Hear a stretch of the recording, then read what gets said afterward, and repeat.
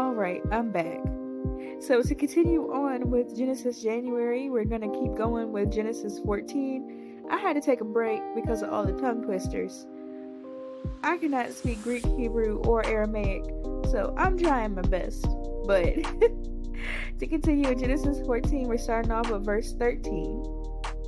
But one of Lot's men escaped and reported everything to Abram and the Hebrew, who was living near the oak grove belonging to the Mamre the Amorite.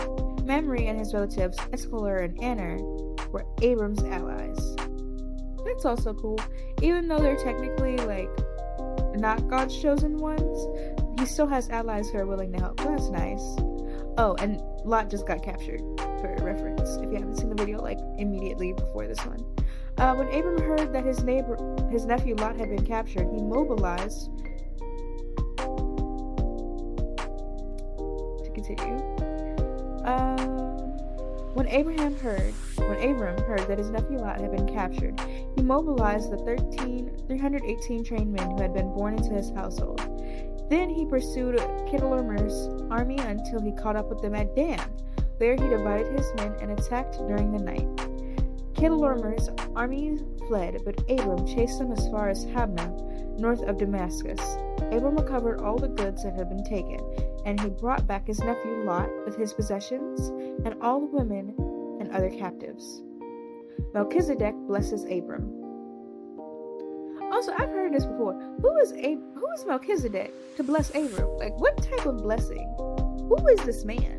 But I digress. Melchizedek blesses Abram. After Abram returned from his victory over Chedorlaomer and his allies, the king of Sodom went out to meet him in the valley of Shiva, that is, the king's valley. And Melchizedek, the king of Salem and the priest of God Most High, brought Abram some bread and wine. Melchizedek blessed Abram with this blessing. Blessed be Abram by God Most High, creator of heaven and earth, and blessed be God Most High, who has defeated your enemies for you. Then Abram gave Melchizedek a tenth of all the goods he had recovered. The king of Sodom said to Abram, "Give back my people who were captured, but you may keep for yourself all the goods you have recovered." Abram replied to the king of Sodom, "I solemnly swear to the Lord God Most High, creator of heaven and earth, that I will not take so much as a single thread or sandal thong from all that belongs to you. Otherwise you might say, I am the one who made Abram rich.